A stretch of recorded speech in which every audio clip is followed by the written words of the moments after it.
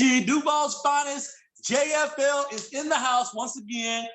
Big Hen might be chiming in, but he's a little hurt right now. He got a little issue. So me and Johnny Jaguar gonna run the show, and we got the man with the plan. And everybody keep texting me about it. The big Mike Hollis is in the house. But before we get started, Johnny Jaguar, how you doing, brother? Oh, man, living the dream. You can't wait for the day. We got the original kicker. He started this, the Jaguars off on a good foot. So I'm definitely excited. A lot of people want to talk to him, hear his story, what he's doing right now. So I'm definitely excited. What's up, Mike? How are you doing? I'm doing great. John, I think you just made it funny. You didn't realize it. I know. Got up on a good foot. Yeah, I know, right? You can't say that no more. So that's going to be my first topic is, with this year, we had a lot of kicking issues. So as a former, all-pro bowler, what did you see was wrong with the kicking game? Like, to be honest, like how can they keep replacing kickers so quickly? Like, I mean, I've never seen anything like that before in my life. It's crazy. We're like 9 or 10. Well, the majority of the guys they brought in really didn't have a whole lot of playing experience. But with the exception of who's the guy that got from the Giants? Drawing a blank right now. Who is it? Rojas, yeah. Obviously he was a Pro Bowl kicker too. But one thing you guys may not, and a lot of people don't understand or don't realize, realistically, a field goal, the operation is going to be about, between snap and kick is about 1.3 seconds or less. Okay. There's a lot of timing and trust that has to go along within that 1.3 seconds. And if you're a new guy, especially as someone who's never played in the NFL before, which they got a couple guys this year, I think came in through the Jaguars, right, never really touched the field ever. But with regards to that, it's very, it can be stressful. I know that even when I went to Buffalo and I had a new snapper and a new holder, I'm like, I wanted to get as much work as I possibly could with them before, the field goals counted, example games, of course, but it's tough. There is definitely a trust factor between your snapper holder and your kicker. You have to have that given trust. And if you're a kicker who doesn't trust your snapper or your holder or both, you're going to be thinking about that during your kick rather than thinking about what you need to be doing. And there's a lot of insecurity with that. And you turn into a kicker who just is praying not to miss. And so you kick it real carefully thinking, I just want to put it through, instead of just being confident, knowing that all you got to do is do your technique and form and let the ball go and let it rip and it'll go through. We've all seen Ace Ventura and they always say laces out. So, so you say confidence in those two other guys. Like, what makes you confident in them? Are you, is it where the ball is going to be laces out? Is it the snap? Like, what makes you feel secure with those two other guys that make your job easier? Well, the consistency with the snapper, first off. Now, if I put myself in the situation back when I played, we didn't have, I guess I specifically during the time I played, I didn't have, other than my last year in Jacksonville with Joe Zelinka, I didn't have a snapper that just, we didn't have anybody on the team that was just a snapper. We had Dave Wydell, we had Quentin New Year, we had a couple different guys in Jacksonville who weren't snappers, even though they could snap, but they were there to be offensive linemen and centers and stuff. So snapping wasn't their main purpose. So I didn't have the time during practice to work with the snapper and my holder, and me kicking, obviously, all practice long, like these guys have nowadays. So there's an advantage clearly to that. Now, these snappers these days have gotten so good that they can pretty much put the laces, and they count the rotations of the ball from the time it leaves the snapper's hand until the holder catches it. Where are the laces when the holder catches it? They've gotten so good at making sure the laces are actually forward when the holder catches it, at least somewhat forward. And so it makes the holder's job a lot easier, that he doesn't have to really move the laces too much, if any. And then you got to trust your holder to hit the spot, to, catch the ball and be smooth and clean. The only saving grace I had here in Jacksonville, I don't say only, but the saving grace I had was Brian Barker, who was the absolute 100% best holder that I think any kicker would want to have. That guy is was incredible. He made Dave Weidel look really good because there was many times where, David snapped a couple high snaps or low or backwards behind Brian that Brian actually saved. And he told me, he says, trust me, you'll know if I can't get the ball there, but don't know until the latest possible, because he's not going to guarantee it, but he says, I will do my best to get that ball there. Trust me, I'll get it there. And he did. I mean, I remember a preseason game, we were playing the 49ers, and Dave Weidel, we had a lot of attempts because we were beating the crap out of him that year. I think it was a 96 or 7. But Brian Barker, literally on the last one, was our last extra point. He literally got off of both of his knees, well, his left knee, right knee, I'm sorry. He got off of his right knee to catch the ball. So he basically stood up to catch a short snap from Dave Weidel, and he got enough time to put it down on the ground for me to kick it. Again, 1.3 seconds. Think about that. So again, that's the trust. You got to trust your snapper. You got to trust your holder, and it all comes down to consistency and smoothness and repetitions and all that. So with everything that's going on, and okay, Jacksonville don't have a good kicker or didn't have a good kicker, and probably 30% of the NFL kickers. I mean, this wasn't a good year for kickers. I mean, this goes up on one of the worst years for kickers. And I see this big push. And I don't know if you met her yet. I'm gonna try to get on the show. Sarah Fuller, kicker for Vanderbilt, that's kicking the hell out of the ball. I mean, what, you know? Well, it looks like it. Yeah. Or it may just be that because she was leading that women's push that maybe the ones that she was really getting, they were projecting on the TV, one or the other. But as far as the NFL is concerned, man, have you ever seen a year like this where just, man, everybody just look like they suck? And now we're going into the draft, and everybody's talking about quarterbacks and cornerbacks, and you know what always happens? Every team talks about quarterbacks, cornerbacks, receivers. They do all of that, and then when they get in the game, they say, "Oh hell, we don't have a kicker." That's very typical. Not necessarily in the NFL, but that's very typical. In youth sports and maybe even high school level, up to high school, really, because in college you definitely are looking for kickers on your team, but early, because it's a skill position. So that's the unfortunate part about kicking, is that, and especially with my kicking academy, we have guys come in I don't know, July, August, September sometimes, probably September, looking to get better, looking to I'm going to play this year, so I'm going to go get some lessons. And they got like 3 or 4 weeks before they start actually practicing with the team and, I'm like, would you ever expect to go to a golf lesson and be as good as you could possibly try to be in a couple weeks? Like golf, it takes you a while. Like Tiger Woods didn't learn how to hit a golf ball in a couple weeks. It took him many, many years to get as good as he was. Yeah, absolutely. You know what I mean? So it's tough. It's tough. The kicking position is definitely neglected in a sense that it's probably the most perfected skill on the football field besides punting, and it's neglected in a sense that there's only maybe 5 NFL teams that actually have kicking coaches.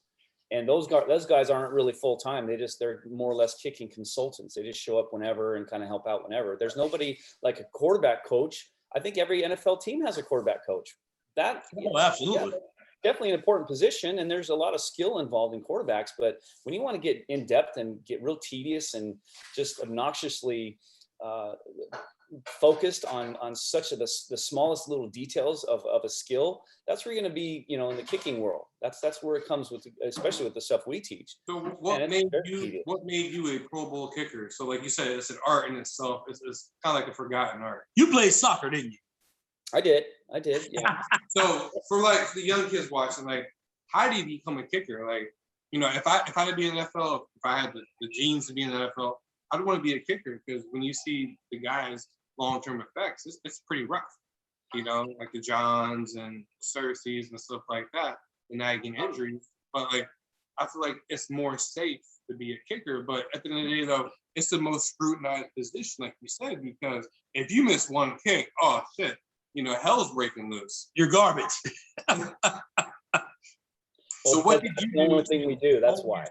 Like you said, because there's no kicking academies back when you guys played. So what did you do to become a professional kicker?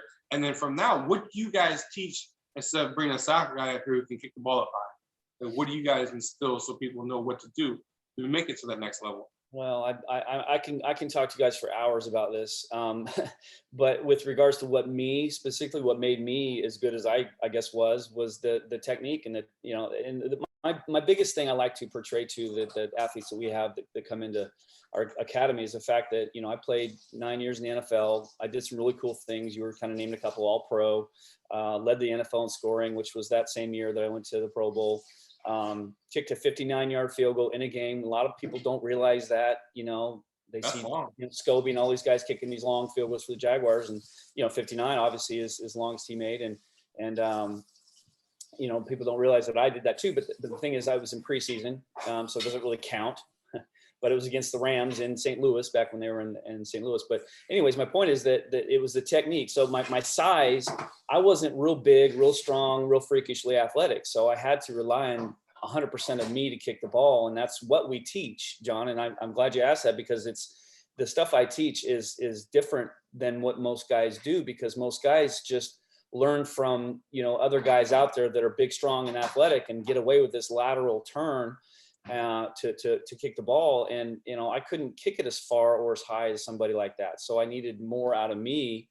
And so I actually had a personal kicking coach who's actually now he's kind of the head guru at my academy. So, nice. Yeah. His name is Jim Gaetano. He's kind of under the radar. Nobody really knows about him. He's kind of old school, a little bit of a strange cat, but I love him to death. He's extremely intelligent when it comes to kicking. He's kind of the gadget man. He'll come up with all kinds of little gadgets to force you to do things, because the thing with the stuff we're teaching, it not only does it unfortunately go against a lot of other kicking coaches out there that are teaching things that worked for them, that they think works, and that everybody really, I guess, has this mindset of working on, and a lot of it is lateral, and a lot of it is swinging real heavy with your leg. But so the stuff we teach goes against those theories that everyone else teaches, and then also it goes against what common sense would tell you kicking is too. So we're fighting an uphill battle a little bit when it comes to convincing these kids, to do what we're teaching. But the good news is that my form, once you get it down, you pretty much, there's some things you kind of have to maintain and all that, but I'm 48 years old and I can still kick pretty well. So, do I hear a challenge coming on here? Do I need to challenge you on a kicking contest? 40 I'm games. go as far as Who's gonna win, Mike? Give me a month or two I only kick every once in a while. And that's what I'm saying, is that I can demonstrate things that when we talk about what we're teaching, kids look at us like, wait, how do you, for example, I had a new kid come in the other day. He was kind of a younger kid. And I said, hey, I say this to all the new kids. I said, listen, if I went to, or if you went to a kicking camp and the coach told you, we're going to teach you how to kick field goals, we're going to teach you how to kick off, we're going to teach you how to punt. And all three of those motions are going to be almost identical skill. All three of those motions, skills are going to be almost identical motions. They're almost similar. Would you be a little nervous? In other words, how are you comparing a field goal to a punt? Those are two separate motions. Right. Not in the way I teach it. They're almost identical, which is like, wait, kicking a field goal is lateral, punting is forward. Not necessarily. So that's another thing that kids don't understand. Like, wait, and again, they've never heard of it. Like, wow, no one's ever said that. And no one's ever expressed that opinion or nothing. And again, sweet spots on the football, where you're actually making contact with the ball is way different than most guys. But again, it's the technique that I needed to rely on. And that changes a lot with the mental attitude as well, because people think of, kicking as a very mental, position skill. It is. But they don't look at it. They think the mental part of it is, you really have to, use a lot of imagination and imagery and try to imagine and watch that, close your eyes and watch that ball go through the uprights before you kick it, and you'll make it. That works, sure, but I never did that. I didn't have to do that. I didn't hire a sports psychologist. I wasn't one of those guys that hung out in the corner, was all nervous, like, oh my gosh. I took my game serious, and so I wasn't as upbeat as a lot of guys are. Some guys are really active on game day and happy, and I was kind of focused and quiet, and nervous. I mean, yeah, you should be nervous. If you're not nervous, you're not a human.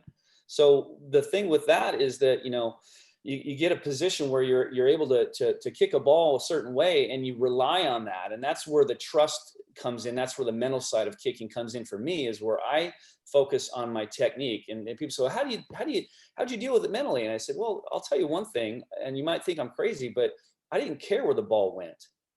Like, wait a minute, you're in a game kicking a game-winning field goal and you don't care where the ball goes? I'm like, well, I subconsciously I do, but that's not my priority. My priority is to do the stuff that makes the ball go where it's supposed to go, not athletically. And what I mean by that is most kickers, and I'll give you a classic example. I told you I can talk for hours on this. Hey, we with you. Hey, because I'm gonna tell you before you even started. I'm gonna tell you, I've seen a couple of games. You and I about the same age. I'm a little older, but so I've seen your games. And you had some games, man, you kicked the ball and you would turn around like, I don't even need to look. Well, no, and how do you do that? How do you kick the ball, turn around and start walking to the sideline? Well, that's the thing too, that when I'm referring to not caring where the ball goes, I'm more focused on the technique and stuff. And that's where the trust comes in. That's my mental part of kicking, is trusting my form. If I trust the form and do stuff, technique wise, not athletic wise, and that's where I was going with that second comment there. I was going to say that, when you're a kicker and you're right-footed kicker, you walk back 3 steps, we'll say, and you walk and you step 2 steps to the left. So as you stand there, you're left of the ball, right? Because you've taken 2 steps over, right? Mm-hmm. Okay. Now, as you stand there, the target or the goalposts are left of you as you stand there, facing kind of the ball and wherever you're facing. So the target is left of you, you're left of the ball. So naturally your brain says, well, I got to do something left to kick that ball. I don't think that way. And when I go into the athletic abilities, what I'm referring to is somebody trying to athletically steer the ball a certain direction. I don't want to rely on my athletic ability to steer a football ever in my life. I don't ever want to rely on that, especially the older I get, the more athletic ability I lose. What are you going to rely on then? You got nothing to rely on. If you pay no attention to form or technique and you just relied on your athletic ability to make the kick, at that point you have nothing. You have nothing to back on, to look at. You have nothing no base foundation to go back to. You have nothing. So again, it reminds me a lot of martial arts. You got to have technique. Perfect technique, no matter how big you are, is always going to win against imperfect and you technique. think of a Bruce Lee jab. You see how quick Bruce Lee can jab and probably knock you out, when he could. It came from nowhere and it was nothing. But that's the thing. People think a big punch requires you to wind up and swing really hard. It's not. It's actually a short punch. Is a quick punch, obviously, but it's also very powerful if you add your body into it. So what I'm doing with kicking is adding my body and having a short backswing. Nobody thinks that way. Oh, the bigger the backswing, the farther the ball is going to go. Well, if you're standing there like a golfer, and again, I can go on hours. Golfers don't have a run up. If I was Happy Gilmore, yes, I could run up to the ball and hit it. And I'm telling you, if guys are good at that, that's what you'll see in the next 20, 30 years, guys running up like Happy Gilmore and hitting the ball because they add momentum to their swing. Well, golfing, clearly it's tough for that to do. I don't know how consistent you can be doing that realistically, because I don't really golf very much. But my point is, a golfer walks up to his plant foot, like as in kicker stance, right? So he walks up to his plant foot or feet in a golfing situation. He stops, he blinds himself up, he takes his time, he has all time in the world.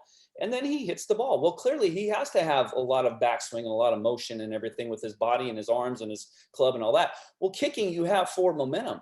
You don't need to have all this stuff. And matter of fact, it doesn't work. It works against me. The faster I go forward, the bigger backswing I have with that forward momentum, the worse my kick's going to be. How can you add a backswing with forward momentum? A big backswing, let's say. You can't. It's almost impossible to time it just right. You'll never be consistent timing it right. Where you can imagine if, like I said, a Happy Gilmore, how consistent can you be? Running up to a ball to hit it with a golf club. There's all technique, and let's say I had some athletic ability, like 6'2", you're going to be unstoppable. I mean, For real, you laugh. Like, I mean, look at Did people John who say, have let's say if I have athletic ability? Yeah, if I had athletic ability, Let's say I do.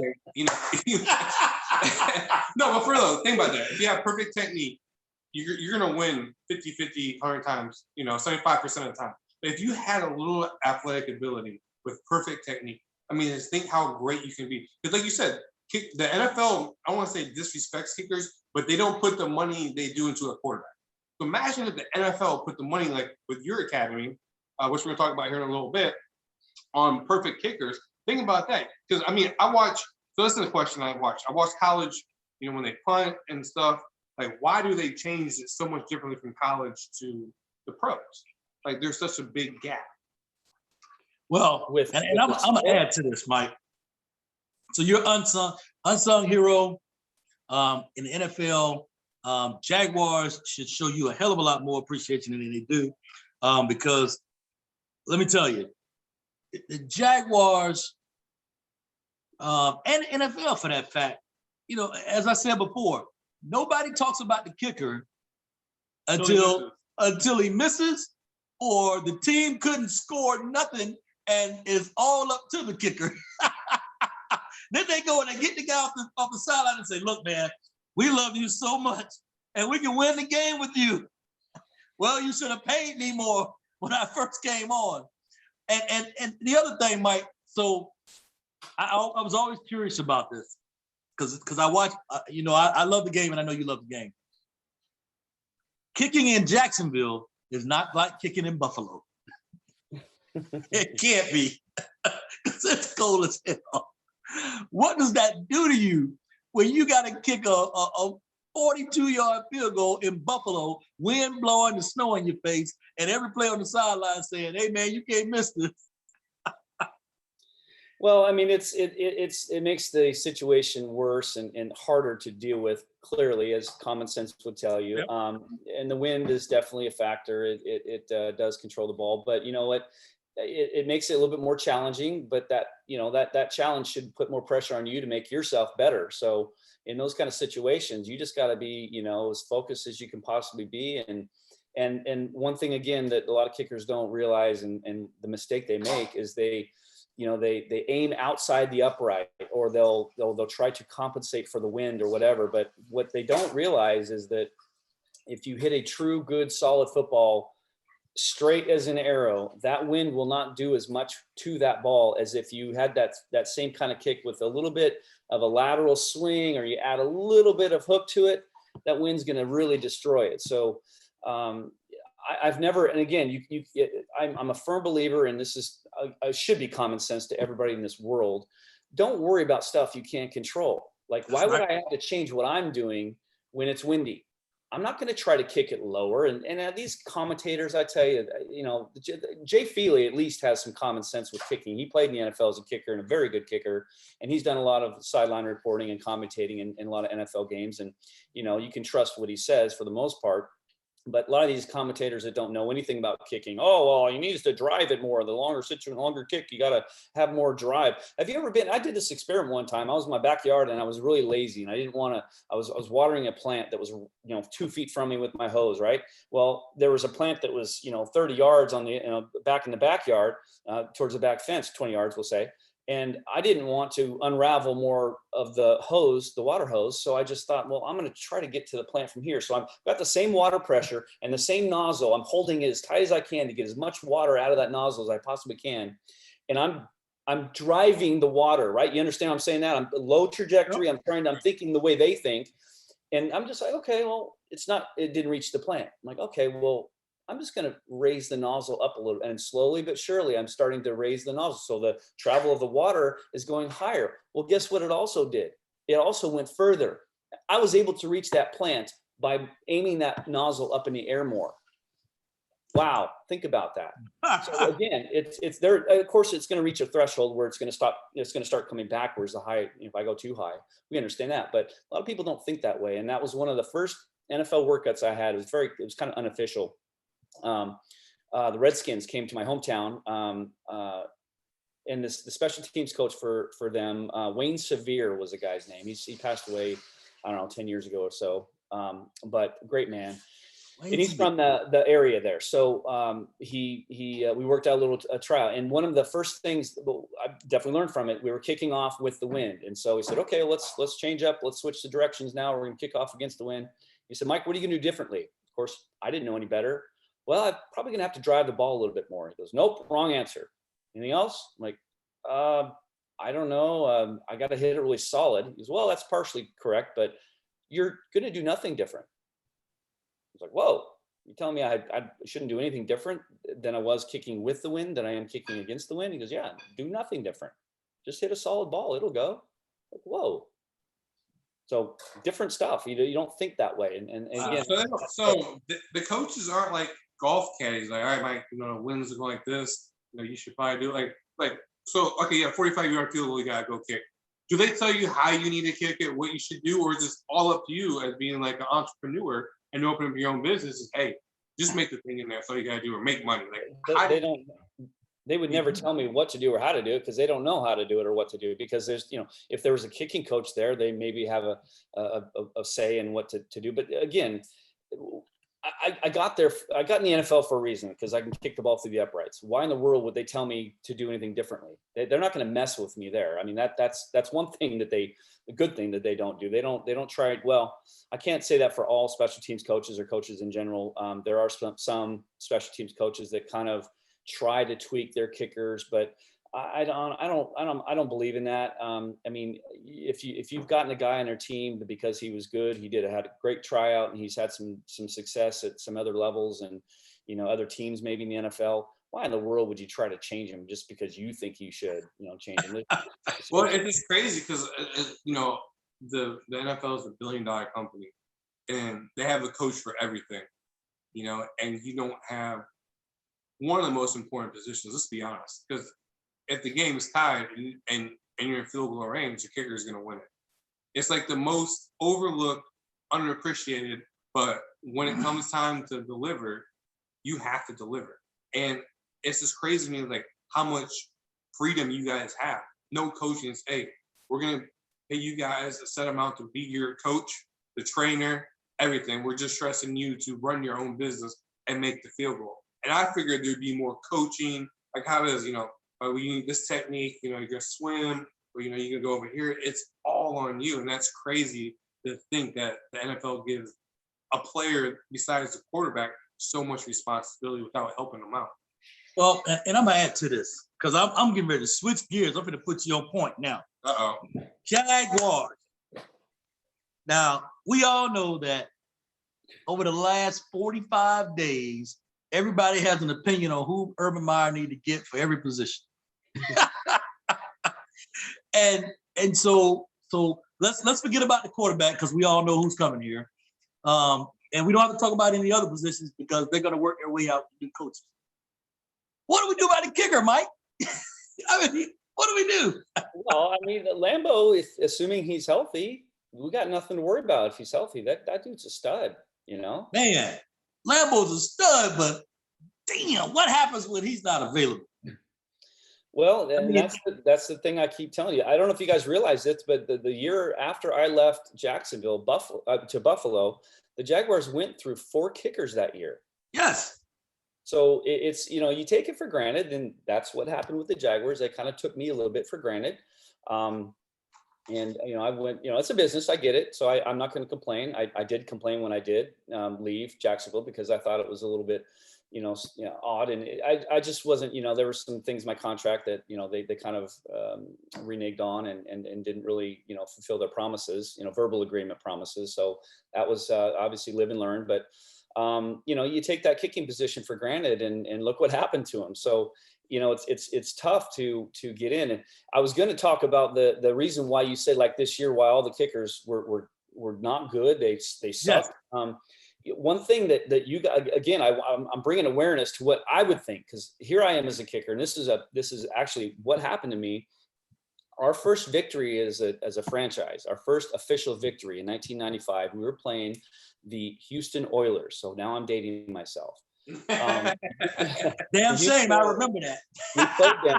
We played them in Houston. I believe it was in the Astrodome. And they knew, the city of Houston and the fans of the Houston Oilers knew that Houston Oilers were going to be leaving soon. And they were not a very good team. And they, my point is, there was nobody at that game. So we're inside this Astrodome with about 18,000 people. I can't remember exactly the number, but it seats like 60 or 70 or 80,000. I can't remember. It's a pretty decent sized dome. There was echoes in there. With the referee blow his whistle, you could hear it echo within the dome. And it was quiet. And that's my point about this year, what affected, I think, the kickers, because it happened to me. If it was quiet, it was eerie, it was really odd. I didn't feel like it literally was game day. I thought like, I want it loud. I want it normal. It was different. It was being loud is supposed to mess you guys up though, isn't it? No. I don't care how loud it is. There are certain points where it can get extremely loud, so loud that you actually don't hear anything. That is the very bizarre experience. I experienced that when I was with the Bills playing against Minnesota Vikings in that old dome in Minnesota. And my gosh, it was so loud. But my point is that in that game for me specifically, even though I actually made the game-winning extra point after I can't remember who, somebody had scored a touchdown late in the game. Desmond Howard, we scored a touchdown late in the game and I kicked the extra point to win it. I'll tell you a story about that one if you have time, but that was the thing with me, is that during that game, it was very difficult to get my mind set because it just felt odd. It wasn't normal. And so maybe that has something to do with this year's kickers. Every game was, some stadiums didn't have anybody in it. And even if they did, it was very, very small amount of people. And it's just different. It's a different environment. You're not really there mentally. It's different. So I think it can affect a guy. So you hit on a point that I'm gonna call you out on.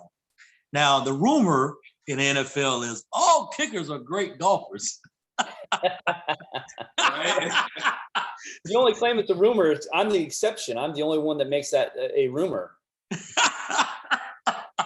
I don't think I know, and I know at least 5 kickers, and I've never heard one of them say, I don't really care for golf. All you ever hear them say is, I'm going golfing tomorrow. Yeah. I just never got interested in golf. And, I've had 4 back surgeries. So any sort of twisting and, turning on my spine isn't very friendly to me. I can still golf. It doesn't kill me, but literally the next day I'm sore for a while, because of the twist and turn. But, John, you've seen me golf. I mean, at Top Golf. I think I drove you at Top Golf. I mean, it's not that. Hey, pat yourself on the back, bro. That's him.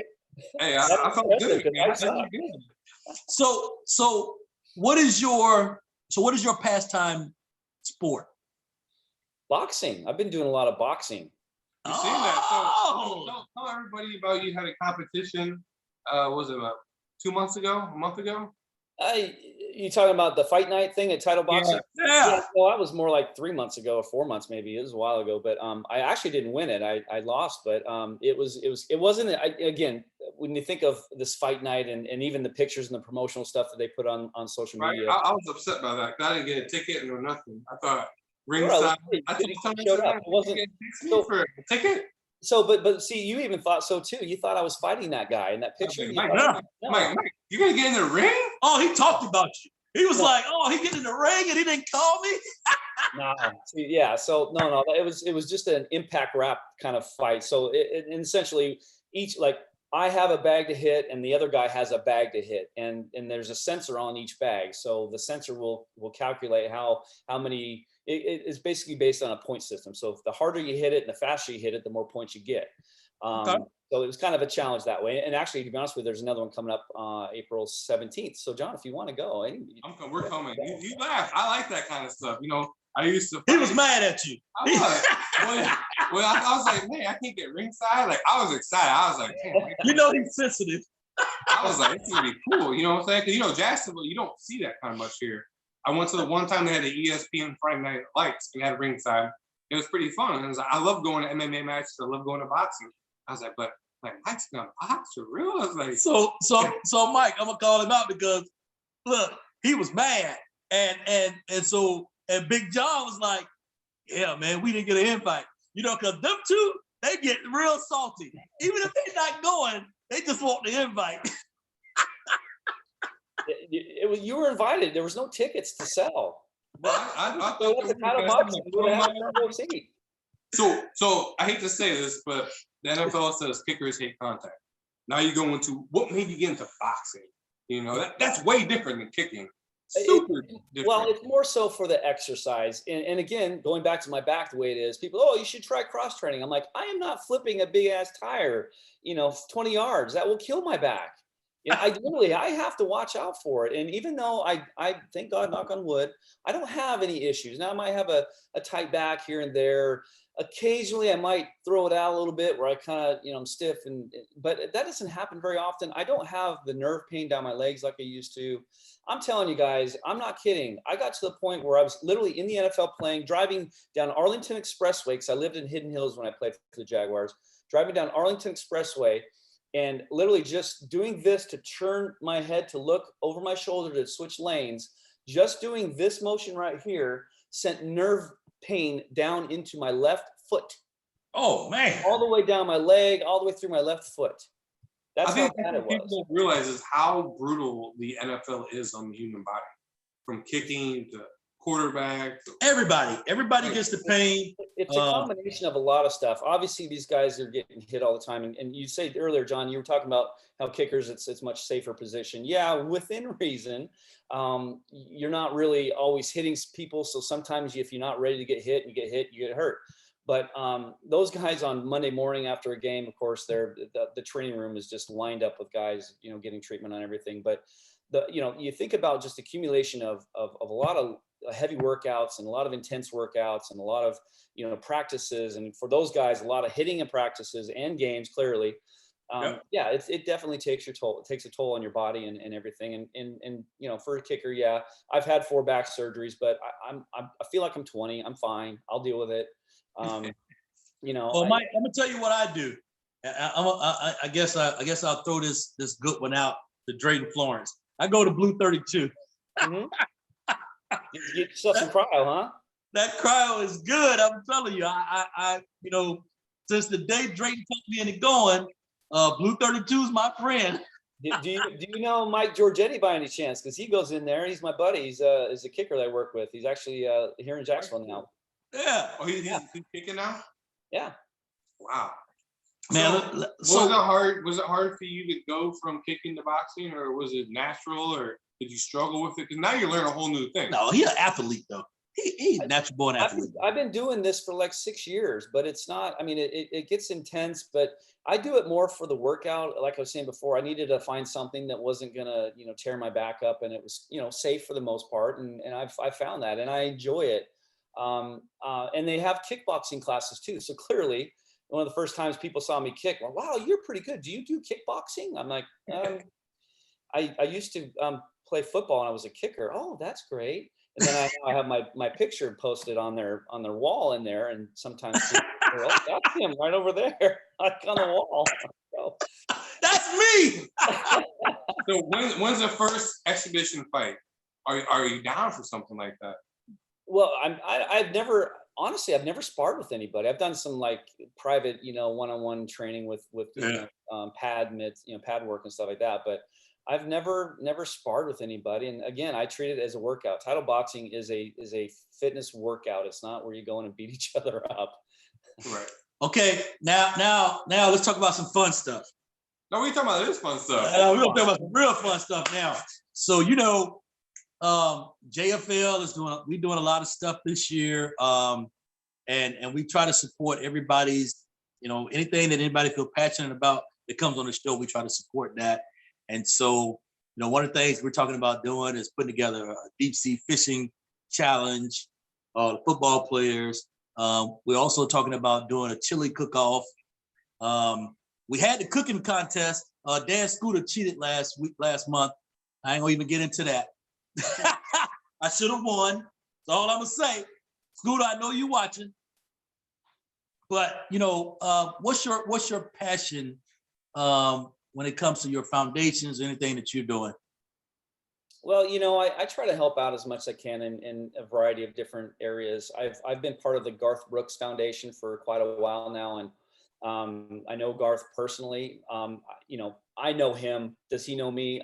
He remembers me sometimes here and there, but um, his foundation is really good because it's called Teammates for Kids, and what he's done is brought in a bunch of current and former athletes in his program, and we donate or pledge. If you're a current player, you'll pledge $100 for every field goal you make, and at the end of the year you pay that $100.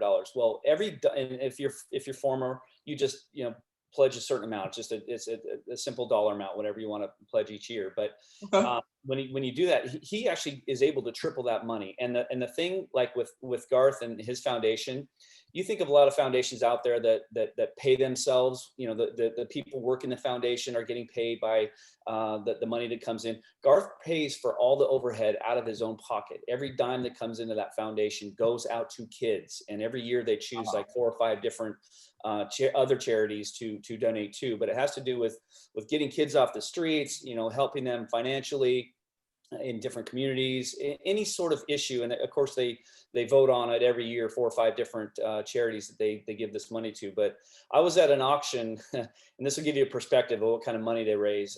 It was one of his celebrity appreciation parties, and every year he'll do one for all the sports, kind of combine them. But these 2 years in a row were in Vegas, and he did a dinner and auction, and Trisha Yearwood was there. Is that right when they were starting to kind of hang out? And I don't know if they were, I think they were married at that time.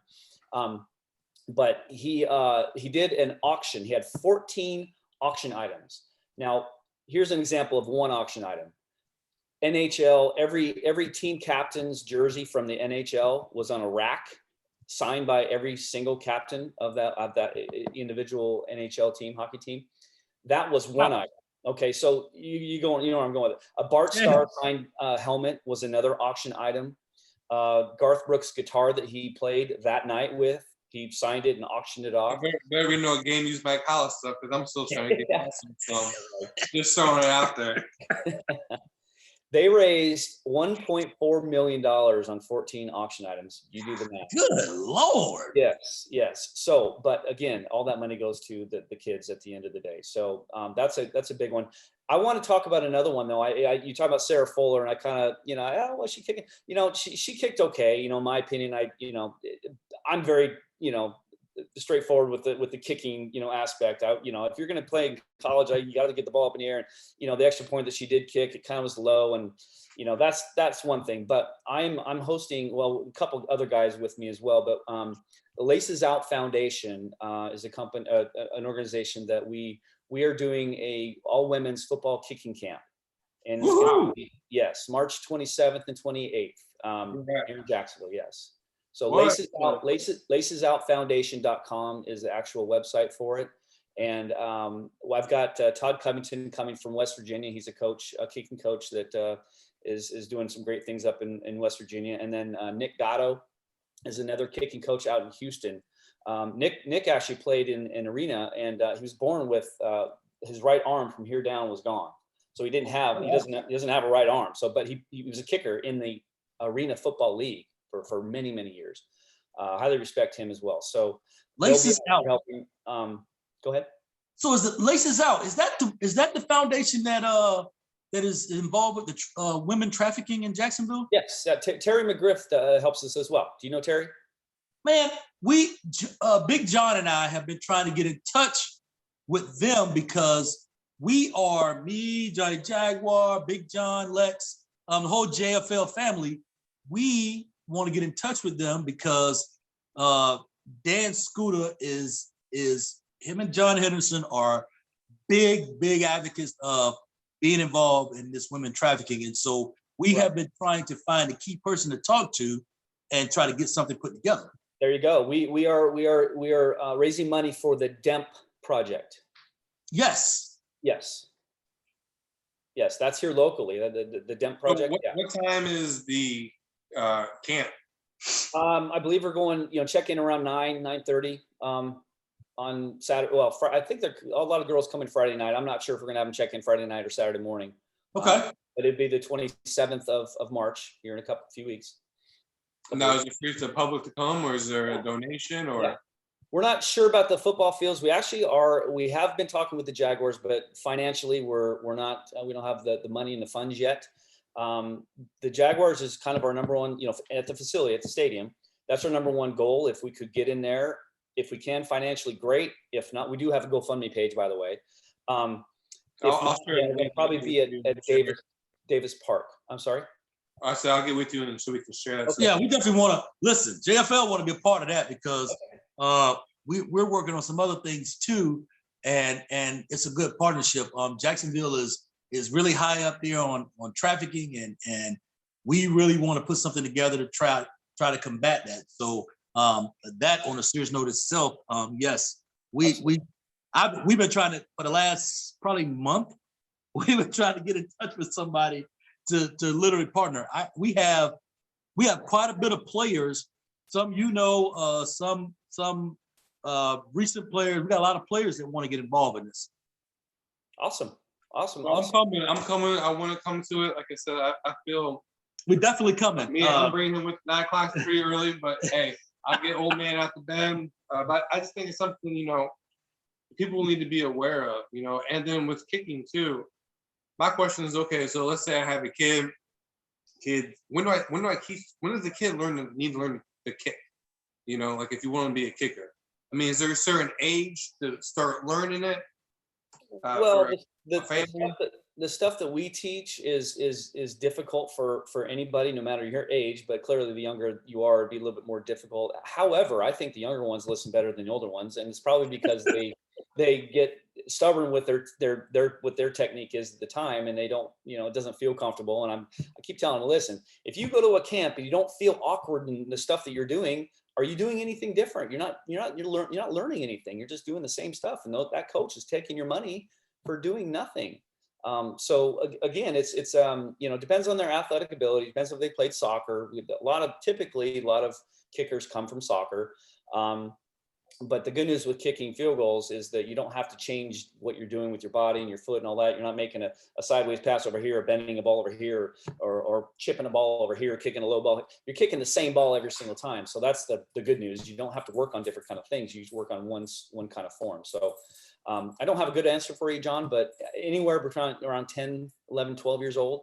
And we do evaluations on kids, and we're honest. We tell them, listen, you might have to wait another year or two before he'll be able to mentally and physically be able to handle what we're teaching. So it is a little bit challenging sometimes. But earlier I started learning this stuff realistically my junior year of college. So I only had between my junior and senior of college to get this new form down, and I was off. There were some things that I was doing that weren't good, but at least I was in college at the time. So, but the stuff is definitely effective, and it's different when you actually explain it and show these kids how to. I'm gonna throw this out here, Mike. Here it comes. You ready? There's a challenge. What's up? This is a challenge. Me and Tony are gonna come here. I'm gonna challenge you to field goals in front of everybody. If I lose, I'm gonna donate $100 to the charity. Okay. Is that a deal? Okay.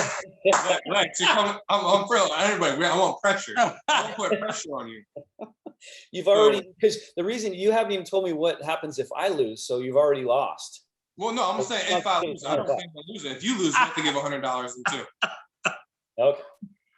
Ooh, I like it. So we're coming. Like I said, we're gonna bring Lex from Gainesville. He's gonna film everything. He doesn't know it yet, but I just told him what he's gonna do. But no, we want to support this charity. I probably won't come out of pocket. Big support. You? Big support. We're gonna give you big support. We're gonna reach out to some of the people that we know. Some of the players that we've talked to really feel passionate. And that's the whole reason why I was talking about the fishing contest, because we're actually trying to plan a fishing contest so we can raise money for trafficking. So, there's a lot that we need to get together on and really combat this thing. And I say this about everything that people want to do. No matter what you want to do, until everybody sit down and make a plan and do it, doesn't mean anything. And that's a passion of ours. John and Scooter talk for hours about that. And we got a lot of good things coming up. And by the way, JFL will be in Tampa on the 20th, fishing with Scooter. And then I get to show these boys how to do some fishing. I can't wait. Hey, so wait a minute. Before listen, we got to talk about the mess. Well, not the mess. The I won't call it a mess. Mike, Urban Meyer's here in Jacksonville. Every time we get a new coach, the hype starts. Have you met him? Have you met Urban Meyer? Do you get that feeling that this is the true hype? What do you feel personally, being that you were one of the first anyway? Yeah, I've never met him. I had to look at his history because I know he's had some coaching stints up north in the Northwest. I believe he was with Colorado State. Bowling Green. No, it was a team I played against because I was like, wait, I've beaten when I was with Idaho. Anyways, I've never met him. I think that his success at Florida was a big deal, and everywhere he's been, really. Yeah. He knows, and he's a very intelligent man. He kind of, reminds me a little bit of Tom Coughlin in a manner of his expertise in the actual sport. Tom is a dissector of football. That guy knows every in and out of football. He knows stats. He knows every rules. You name it. That man knows everything about football. And I think Urban's very, very similar in that regard. However, Urban has not coached in the NFL before, so I think, but that's a big deal. A little bit. But you got other guys, Pete Carroll and guys who hadn't coached in the NFL before, and once they got in, they were successful pretty quickly. So I don't have a good answer for you. I hate predicting things, especially with the Tigers. Like I'm always optimistic and say, I think we'll go 10-2 this year, 10-6 this year, and they end up going 6-10. But I don't know, man. We'll see. I don't have a great opinion about it. I think that he'll add definitely some excitement because of his time in Gainesville. No, absolutely. Every Florida fan will be he'll be there. Yeah, hopefully he'll accomplish what the when we did not draft Tim Tebow, when everyone was all upset because it could have sold so many tickets. Yeah, if we win games, we can sell tickets too. But I think he'll bring in some of that hype that everyone when we did not. So where can people go ahead if they're local in Jacksonville to go ahead to your camp and train with you? Where can they get the information at? Proformkicking.com is the website. Probably see it right there, somewhere in there. Proformkicking.com. Proformkicking.com. I'm on socials, Proformkicking everywhere. Twitter, Instagram, Facebook. That's it. And we're located. So you're telling me I'm gonna have to at least have 59 yards in me to beat you, right? Is that what you're telling me? I got to train 59 right now. Yeah. Hey man, I'm coming for the title. And you know what? When I win, I'm gonna text you every day and say, Mike, I beat you. Just remember that. I'm coming for the belt. I've already forgotten it because it's not gonna happen. Hey, Mike, normally I take a bet, but after my loss in my bet last year, I've backed away from betting on anything that I can't control. You're not gonna bet on me against Mike? Come on now. That's money in the bank right there. Listen, I think it's a great charity. I'll find something different to bet on. and maybe even put something together for the guys that we're going to call, but we're going to reach out to a lot of people, man, because I think it's a worthy cause. And we need to be in front of this thing. And I always say that about Jacksonville. Jacksonville does a lot of good. Unfortunately, when they start doing good, it's too late. And I'm glad to see you guys are ahead of this thing. We need to get with the police department more, and there's a lot of things everybody need to be educated on, because I think a lot of times people don't even realize what's happening in Jacksonville till it's too late. Yeah. And trafficking is a big thing in Jacksonville. Jacksonville is leading the way in trafficking in the United States, and people don't even know it. Mm. And it's sad, and we have to do better. It doesn't even matter, in Deerwood something happened. So I mean, it's pretty. Yeah, it doesn't even matter where you are. Absolutely. You can't hide from it. It's there. And so one other question. So how's everybody doing COVID wise? Look like you've been okay. Is there look like it's kind of starting to die down? Yeah. Things are starting to come back to normal. You starting to see the same thing? I have been seeing this for a long time. Me personally, I am the anti-mask guy. Again, you know, I have been doing a lot of due diligence and research on this stuff, and everyone who questions anything that I have to say about COVID and politically what's going on in the world today, I got to remind them how many times, and I'll ask you guys this question: how many times in the last year, 12 months, 13 months, how many times have you scratched your head like, wow, that is very bizarre. That's really strange. That's weird. How many times have you done that? Like, how many times have you said that is, wait, what? This is my take on the COVID. I mean, it's real, but we're getting to a point that's kind of getting a little crazy. Like, for example, you go into an airport, right? You get in the plane, they give everybody the snacks, right?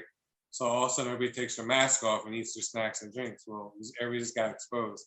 So I just think there's just so much like unknown, and things change to a day to day that we really don't know what's going on. Well, and the thing is that they're so back and forth with a lot of stuff. And I just saw a video the other day, which I just about threw up in my mouth. It's a lady that pulled up to a drive-through and didn't have a mask on. The guy, before he handed her anything, he said, "Hey, do you have a mask?" And she said, "No." He goes, "Well, you need a mask on." And she said, "No, why do I need a mask on?" He goes, "Well, I can give you one." And she goes, "Wait, you're going to hand me a mask before you hand me a drink? Like, you're going to hand me a mask. So what's the difference between you handing me a mask and handing me a drink? And why do I need a mask on when I'm this, like, what?" Right. And he didn't serve her because she did not have a mask on in her car getting food from a drive-through. What? There's just so much unknown, and that's the only thing that's been disappointing. I mean, I know you guys are a lot older than me, you guys see a lot more stuff, but it just blows my mind how we can come up with all this technology to do crazy stuff. And this has us like back in the Flintstone years. Like you said, we flip-flop one day, wear a mask, next day don't. Next day we're 10 masks. John, that's what I'm saying. You say it's unknown. I'm saying it's been known for a long time. This is all part of a stupid plan. I'm telling you guys, I know that this is going to be, public and all that, but man, it's just, there's something wrong with this. There's just so many red flags with everything that's going on politically and with the coronavirus. And I think they're tied in together. That's just my personal opinion. Why the federal bank closed down the other day? You and I both in that age that we're kind of like, well, we done seen a lot, and by the time y'all figure this out, we probably be gone. I'm a big fan of my immune system. I get a scratch on my foot or I cut myself. What do I do with it? Nothing. I let my body take care of it. I've trained my immune system to be strong. I don't know what you want to say, but that's my point. Is like I love the fact that I don't get sick ever. The last time I had a flu shot was probably 20 years ago. Last time I had the flu was probably 20 years ago. Well, ladies and gentlemen, we are coming to the end of the show. But before we go, is something very important. It is Women's History Month. And so my take on this show for everybody is, John and I were kind of joking earlier in the week. And we say, who's that lady? And I say to people, who's that lady that you should turn to the right or left and give a kiss and just say, thank you for all you do.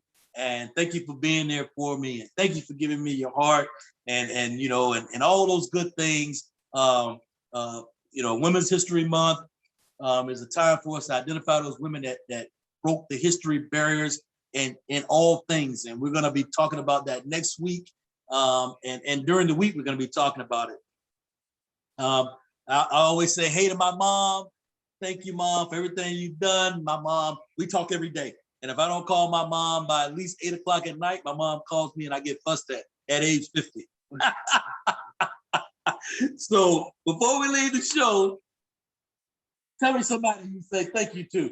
You always thank your mom. If it wasn't for them, you wouldn't be here. But no, it's definitely, I just think any woman who's willing to go out and challenge, the what's politically not supposed to be right. So, you quit your job, go ahead and become your entrepreneur. Or, you want to be a field goal kicker like that chick from Vanderbilt. Like, just challenging the system.